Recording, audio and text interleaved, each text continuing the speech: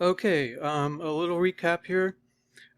In 67, a heavy task, the Argonauts show up at King Aietes' palace, and they ask for the fleece. And he does not want them to have the fleece, but he uh, gives Jason a challenge. He tells him, if you want the fleece, then you have to yoke two fire-breathing bulls, um, plow a field, and then sow the dragon's teeth.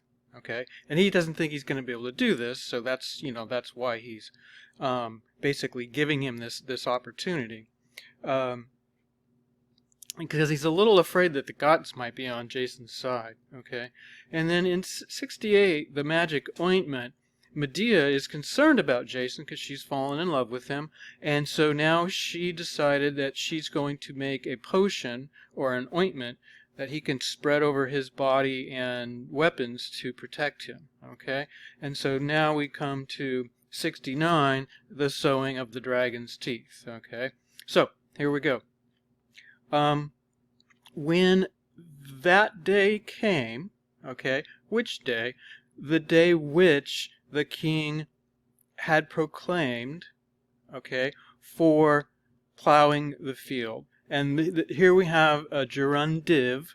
Okay, it's a gerundive because it is an adjective modifying agrum. Okay, and when you have odd plus an accusative, that shows purpose. And then remember that gerundives have a sense of necessity built into them. They're future passive participles, but they have to happen. Okay, and so when he proclaimed the day which the king had proclaimed for the field to be plowed, okay, or the field that must be plowed, but we can just translate that as for plowing the field. Okay, Jason, okay. When the light rose, okay, here we have an ablative absolute. When the light rose, okay. Notice here we have a deponent, that's why it's translated actively. With his friends, his allies, he took himself, say being the direct object of contulit, to the established place.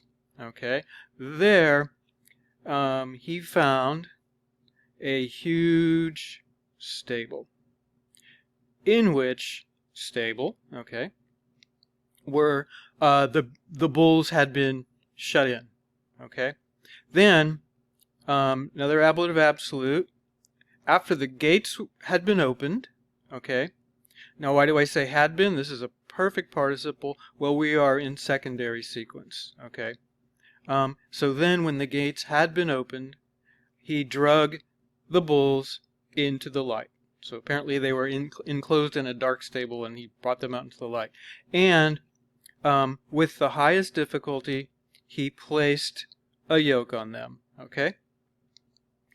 And we all know what a yoke is, right? It's a little thing that this goes over the one ox's neck, and then the other one, so they're joined together so that they can pull the plow. Okay, but Aietes, when he saw, or when he was seeing, okay, notice we have an imperfect subjunctive here. When he saw that the bulls,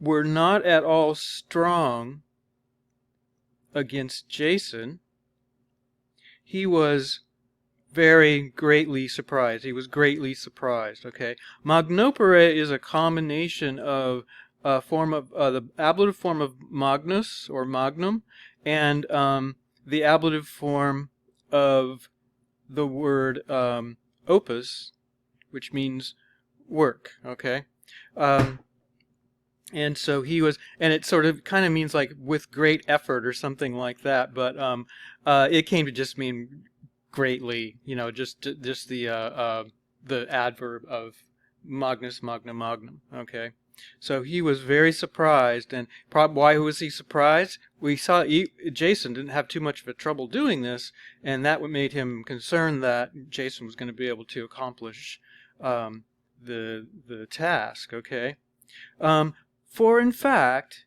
he was not knowing, okay, that his daughter had given help to him. To whom? To Jason. Okay.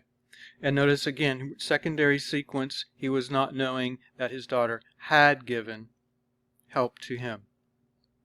Then, Jason, okay, who's going to be the subject of coipit way over here, okay, another ablative absolute, with everyone looking on, he began to plow the field. In which task he showed such great diligence that, and so what we have here is a result clause. We've got tom-tom as our intensifier, such great diligence, the result being that he accomplished the task, the entire task, before lunchtime, right? Before noon, okay? He wanted to stop and have lunch. He didn't want to be plowing the field during lunchtime, right? Okay, so,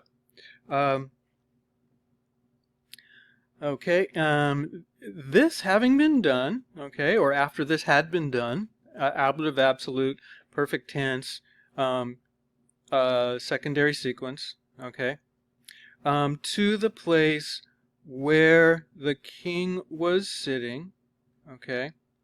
Oh, he came. So he came to the place. What place? The place where the king was sitting, and he demanded the dragon's teeth, or the teeth of the dragon, right? Okay.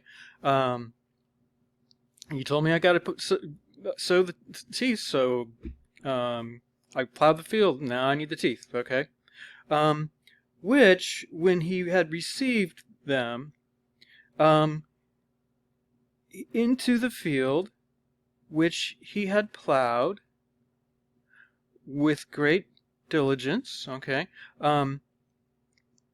So yes, this is known as an ablative of manner, okay? In what manner did he do it? With great diligence, okay? That's how he did it, okay? Into the field he sowed, right? Sowed the teeth, okay? So yeah, so which teeth, when he received them, or had received them, okay, he sowed them, understood, into the field which he had plowed with great diligence, okay. Moreover, the nature of these teeth, okay, was such that in the place where they had been, where sementes is going to be a noun. It means sowings, as in like plantings of seeds, okay? And it's going to be the direct object of facti essent, okay? Notice it's feminine plural, okay? So, moreover, the nature of these teeth was such that in the place where the sowings had been made, okay, armed men were produced in a certain miraculous way, in a certain surprising way. And note also that this verb here, it means to produce, it more literally means to give birth, okay? It is it's closely related to it's a cognate of like our word Genesis, for example, okay?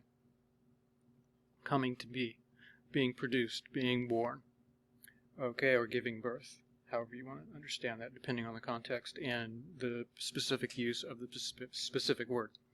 Okay, so wait. Armed men came out of the ground where they sowed the seeds? Oh, so he was planting men? Okay. Well, we'll see what happens next time. Thank you.